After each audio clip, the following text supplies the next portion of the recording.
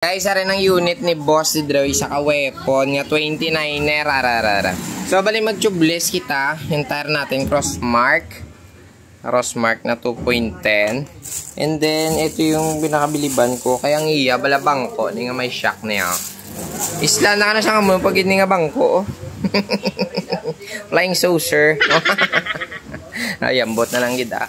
Tapos mga guys, siyempre isa rin naging ang pagdulong niya sang unit diri sa aton, need niya tagali nga islan sang shock, no? So ang imbakal niya nga shock sa aton na rin. Ang Fox 34 blang nga rhythm lang nan. Amo ni siya takod ta karon. And then abang-abangan niyo lang tsuraya karon kung ano tsuraya. Aring una yang shock mga guys. So bali weapon tower 9 sa ararara na. Mga tsuraya. Kaya mo to ibulos ta. Nakamuray bulos ta. And then, ang spacer ni, hindi na ni magamit karon. Kaya yung pataas, sige ni hungod. So, ari is 120. So, ang shock na to is 140. So, 10, 10. Namo man Japon. Pareha lang nakataas. Ang gitna, yung guhit natin par. Ayan.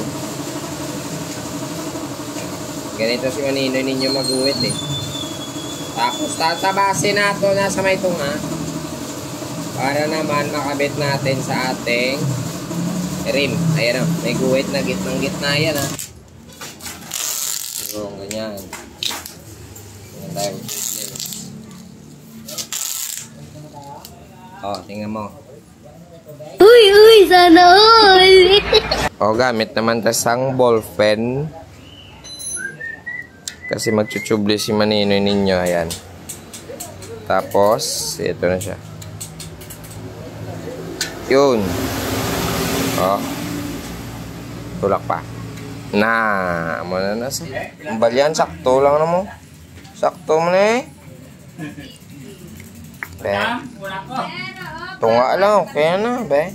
Sorry na mga guys, sa request ni boss sa kung pagwaon ta karon ng iya nga unit ka no, matapos nita ko dang siya kagang iya nga tubeless tire to. Paugasan daw para limpyo. Esto ba nga nabigas say haya na be. Uy. Nah, tapos ang iyabang ko karon isla na pa nagali karon. Bila ching iling apa bula imo ba no? Budlay gid akong laway kan. Ay stay gwapo no. Wee! Jadi. Bro gua. Ano?